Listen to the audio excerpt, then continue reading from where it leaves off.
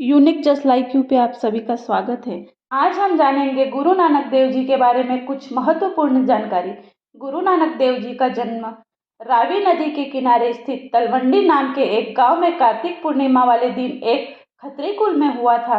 कुछ विद्वान के अनुसार इनकी जन्म तिथि 15 अप्रैल 1469 है, पर प्रचलित तिथि कार्तिक पूर्णिमा ही है, जो अक्टूबर नवंबर में दिवाली के 15 दिन बाद आती है।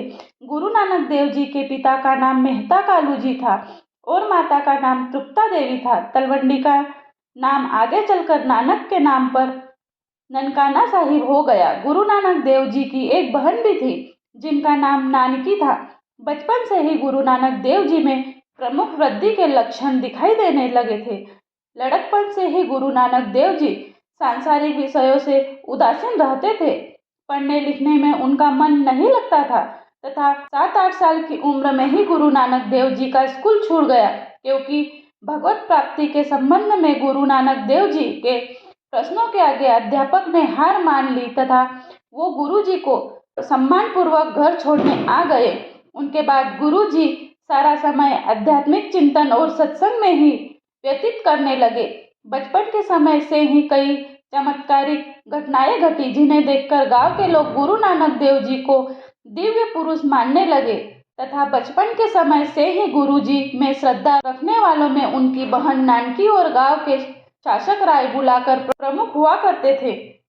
गुरु नानक देव जी को मुसलमानों का पीर भी कहा जाता है, क्योंकि उन्होंने कभी भी किसी को धर्म के नजरिए से नहीं देखा, बल्कि उसको एक समान समझा।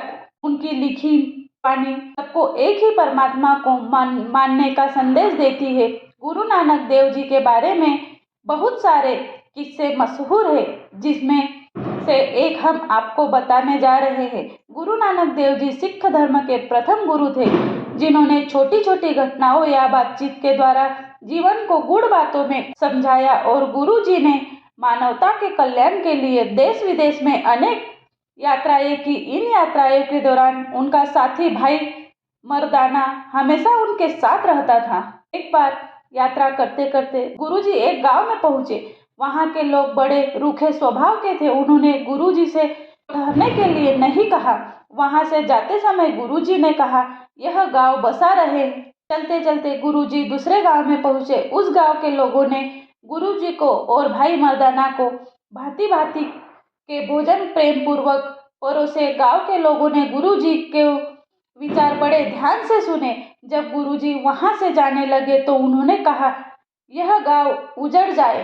भाई मर्दाना बहुत हैरान हुए और कहने लगा, गुरुजी, यह क्या? जिस गांव में लोगों ने आपको पानी तक नहीं पूछा, उनके बारे में आपने कहा कि यह गांव बसा रहे, और जिस गांव में के लोगों ने आपकी इतनी सेवा की, उन्हें आप उजड़ जाने का शाप दे रहे हैं।